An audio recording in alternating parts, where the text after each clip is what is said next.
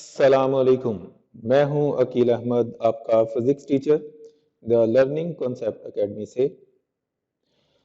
आज हम सीखने जा रहे हैं कि multiplication of a vector by a scalar, मतलब कि अगर किसी वेक्टर को किसी स्केलर से मल्टीप्लाई कर दिया जाए तो उस वेक्टर के ऊपर क्या असर पड़ता है या उस वेक्टर में क्या चेंज आता है। स्केलर जो है वो दो तरह के होते हैं। एक जो है वो डायमेंशनलेस स्केलर, जबकि दूसरे डायमेंशनल स्केलर। अब हम बारी बारी देखेंगे कि अगर हम डायमेंशनलेस स्केलर से किसी वेक्टर को मल्टीप्लाई करते हैं तो उसमें क्या चेंज आता है, और जब किसी डायमेंशनल स्केलर से किसी वेक्टर को मल्टीप्लाई करते हैं तो उसमें क्या चेंज आएगा। सबसे पहले हम बात करते हैं जी डायमेंशनलेस स्केलर की।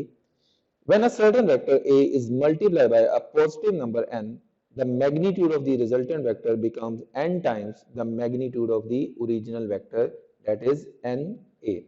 Means कि अगर हम किसी नंबर से या पॉजिटिव नंबर से किसी वेक्टर को मल्टीप्लाई करते हैं तो वो कहता है कि जी उसकी मैग्नीट्यूड उस नंबर टाइम्स जो है वो इंक्रीज कर जाती है, लुक लाइक दिस। जैसे कि यहाँ पे आपने देखा है कि 2 से मल्टीप्लाई किया गया है तो वेक्टर ए की मैग्नीट्यूड जो है वो डबल हो गई है, क्योंकि लेंथ ऑफ द वेक्टर जो है वो उसकी मैग्नीट्यूड को जाहिर करती है। नेक्स्ट है जी, when the vector a is multiplied by the negative number, then the magnitude of the resultant vector becomes n times, but its direction become reverse. Thus its direction changes by 180 degree. जैसा कि हमने -2 से जब multiply किया तो direction तो reverse हुई है, लेकिन उसके साथ उसकी मैग्नीट्यूड भी डबल हो गई। नेक्स्ट हम बात करेंगे जी multiplication of a vector by a scalar में। डायमेंशनल स्केलर से जब किसी वेक्टर को मल्टीप्लाई किया जाता है तो तब उसमें क्या चेंजेस आती हैं।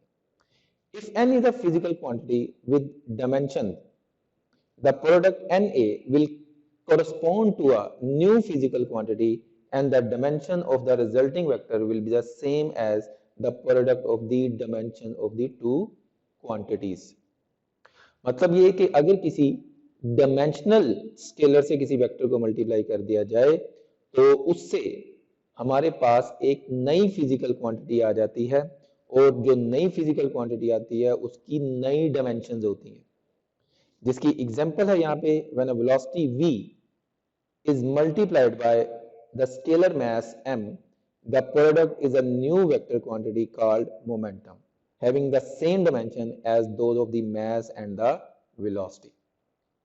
Similarly, next हमारे पास एग्जांपल है कि अगर हम एक्सेलरेशन को मास से मल्टीप्लाई कर दें तो हमारे पास न्यू फिजिकल क्वांटिटी फोर्स आती है, और फोर्स की जो डायमेंशन आएगी वो मास और एक्सेलरेशन की डायमेंशन का प्रोडक्ट होगी।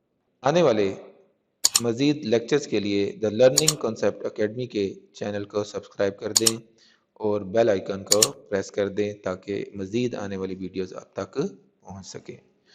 शुक्रिया। अल्लाह हाफिज़।